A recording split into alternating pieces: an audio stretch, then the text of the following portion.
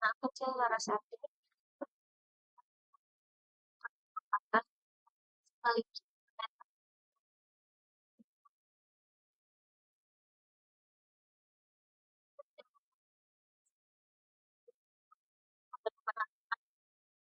proyek yang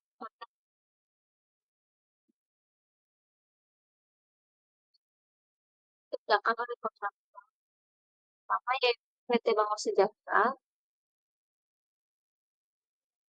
dan kita optimal sebagai konsultan manajemen investasi yang mencapai 1,5 triliun.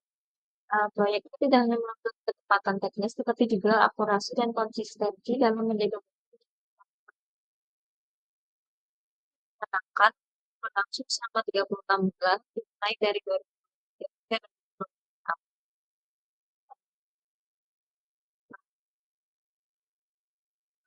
Lantai bangunan utama. Kapasitas mencapai 500 dari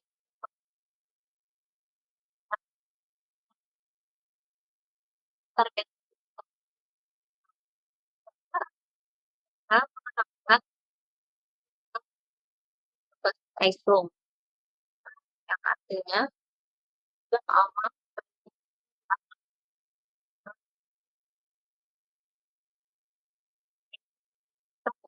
kualitas dalam setiap aspeknya. Struktural, struktural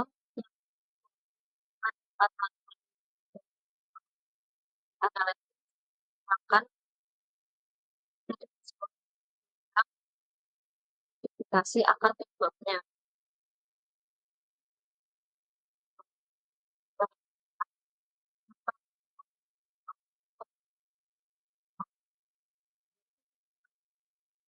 Kurangnya kompetensi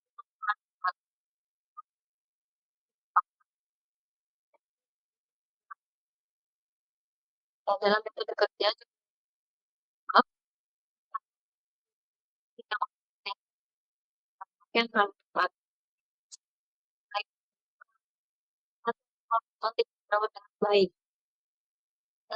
Namun sisi pengukuran seperti pengambilan sampel uji kuat tidak representatif dan faktor lingkungan seperti cuaca panas dan hujan mendadak turut berkontribusi. Kebocoran pada sistem pipa sanitasi dianalisis juga menggunakan visual diagram untuk mengungkap penyebab utamanya. Dengan pipa dan tank yang berkualitas rendah tanpa sertifikat SNI. Dan pekerjaan instalasi dilakukan tanpa pelatihan yang memadai, teknik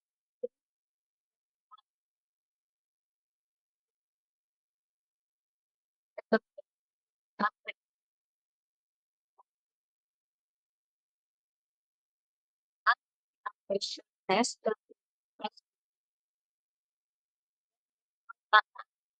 faktor lingkungan panas area kerja yang lembab ikut membuat parah kondisi tersebut. Selain itu juga tidak ada inspeksi visual atau analisis ini bukan penerapan standar bahan, pelatihan teknis, dan konsentrasi untuk menjaga dan akar masalah keterlambatan pengiriman dan ketimpangan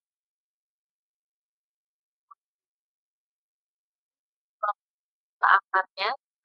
Permasalahan utama bukan hanya dari pemasok, tapi juga karena tidak adanya kontrak pasokan jangka panjang yang berawal dari kurangnya perencanaan strategis di bagian pengadaan.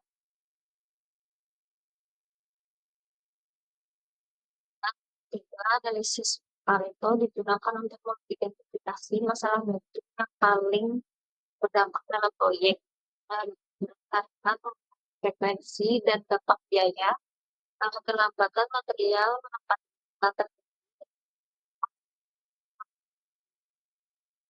oleh kebocoran pipa dengan skor 75, Retak plat beton dan deviasi dimensi kolom juga menimbulkan apa yang disebut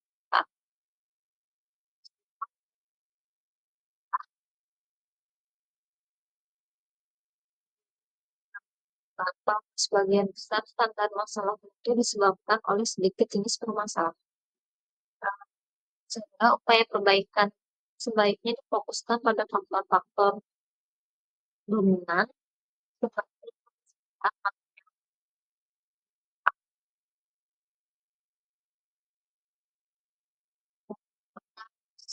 Dan selanjutnya kita masuk ke bagian evaluasi data kuantitatif. Di sini menggunakan metode statistical process control atau SPC. Pada slide ini analisis dari beberapa parameter penting dan kualitas beton yaitu slam, slam test dan uh, uji kuat tekan. Pertama, pada slam dari 10 sampel yang diuji rata-rata itu berada di tengah antara batas kendali sebesar 19,14 dan batas kendali bawah sebesar 7,06 cm. Nah, batas tersebut yang artinya proses campuran dan penggunaan air mesti terkendali secara statistik. Meskipun terdapat variasi antar sektor, atau kemudian rata-rata sebesar 21,9 MPa. Batas kendali atas di 24,01 MPa dan batas bawah di 19,79 MPa. Semua titik data berada dalam batas kendali. Dapat bahwa proses pencetakan dan pengujian tekan dengan jalan berdasarkan grafik kontrol. Yang kedua, proses produksi beton baik dari segi workability maupun kekuatannya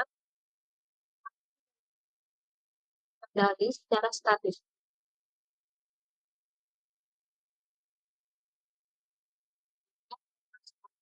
Statistik yang kedua menggunakan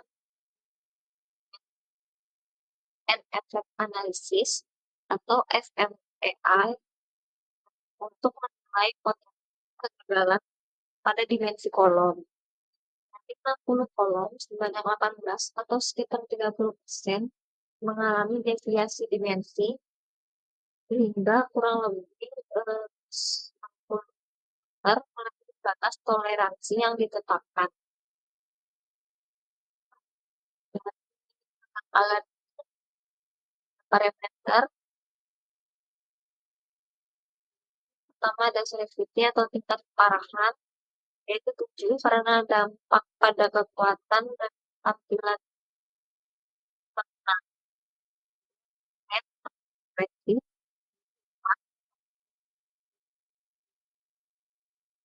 Detection atau kemampuan deteksi itu berdampak bernilai 3 karena baru diketahui setelah stick nilai tersebut dapatkan FPN sebesar 84. Nilai ini menunjukkan bahwa kolom cukup penting untuk tidak lanjut agar berdampak lebih besar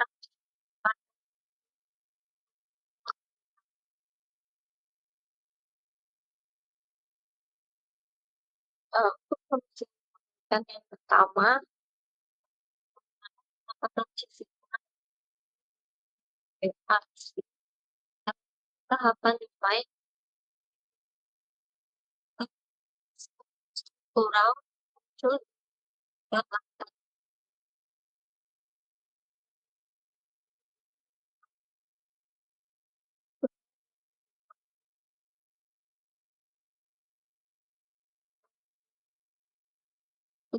buat tekan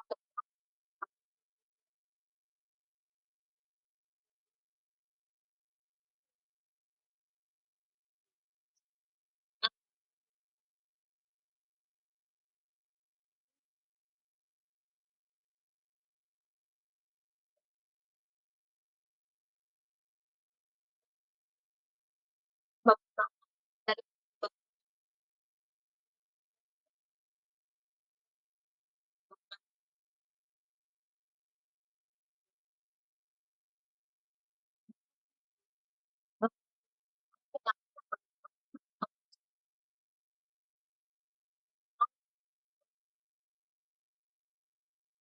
peningkatan SOP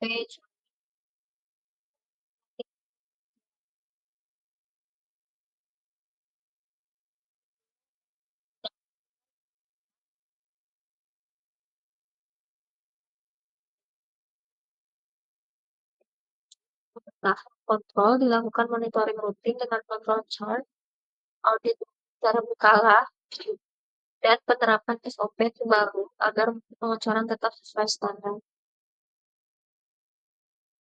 Perbaikan yang kedua, yaitu quality control plan, 9 langkah untuk memastikan itu tetap terjaga di setiap tahap proyek.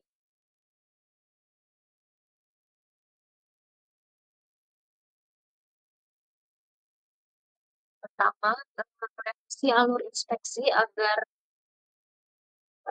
jelas siapa yang bertanggung jawab di tiap tahapan, dan juga menambahkan item-item kritis pada checklist, terutama untuk pekerjaan struktural seperti pembentukan dan pengelolaan. Selanjutnya, inspeksi dan tangan elektronik yang wajib sebelum pekerjaan dilakukan. Untuk meningkatkan responsivitas, kan, notifikasi otomatis dan sistem upload dokumen secara real time, termasuk sertifikat material. Selain audit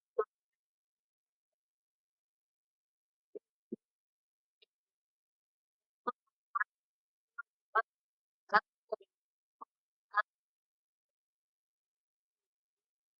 rapat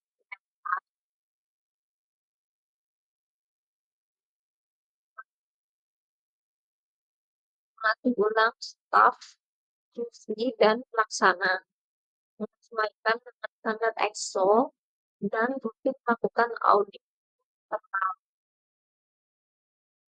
Dan yang terakhir, eh, memanfaatkan dashboard digital untuk memantau proses mutu secara real time dengan cepat dan transparan.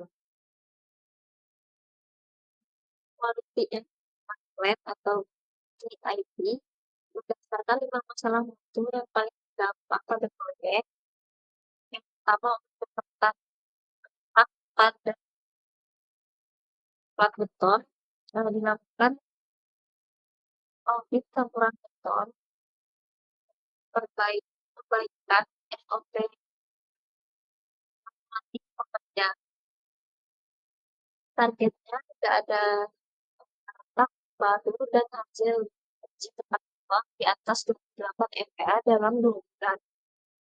Yang kedua, dimensi kolom yang tidak sesuai diatasi dengan cara seleksi alat ukur dan pemeriksaan follow-up sebelum pengecoran. Dengan target 100% kolom sesuai toleransi hanya dalam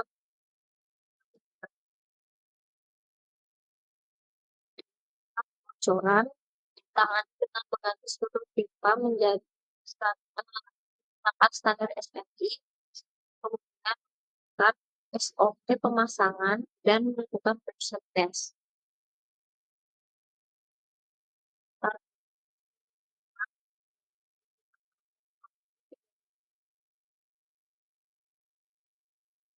Keterlambatan material menggunakan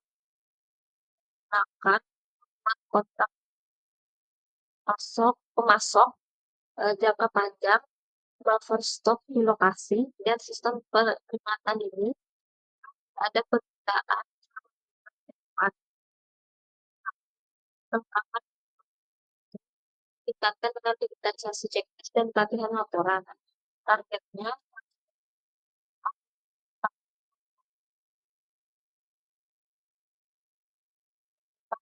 tidak hanya sekedar koreksi teknis, tetapi merupakan komitmen bersama untuk meningkatkan kualitas hasil kerja dan keselamatan di lapangan.